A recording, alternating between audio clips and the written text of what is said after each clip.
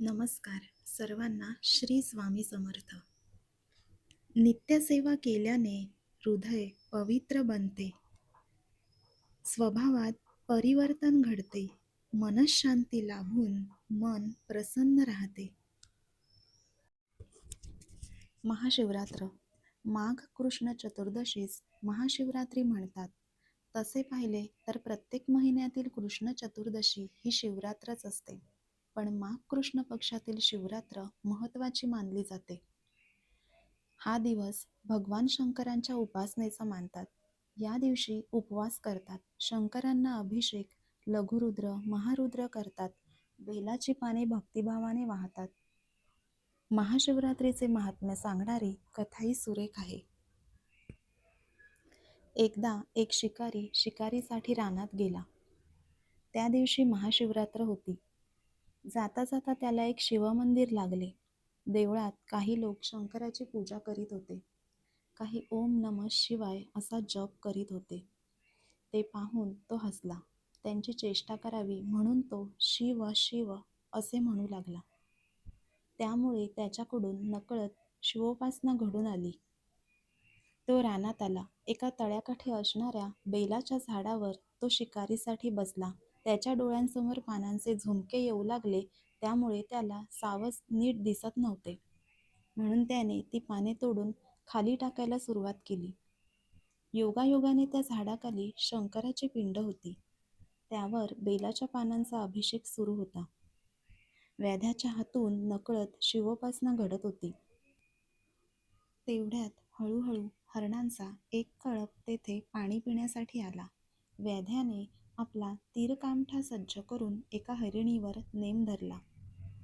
हरिणीला चाहूल लागली. ती सावध झाली आणि कळवळून व्याध्याला म्हणाली, हे व्याधा, थोडा थांब, मला आताच मारू नकोस. माझी मुले बाळे वाट पाहत असतील, मला त्यांना भेटू दे, मी पुन्हा येते, मग तू मला खुशाल मार.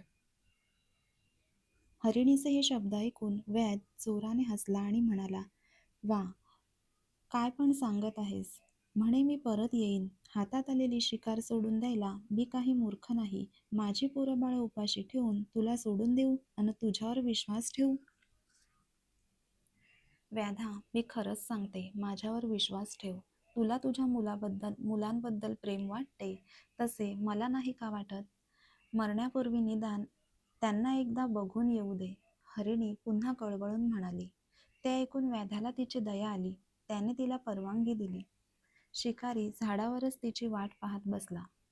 रात्रभर खायला काहीच न मिळाल्याने त्याला उपवास घडला. वेळ जायला काहीतरी उद्योग हवा म्हणून तो बेलाची पाने तोडून खाली टाकत होता व ती शिवलिंगावर पडत होती. दुसऱ्या दिवशी ती हरिणी आपल्या परिवारासह तेथे परत आली.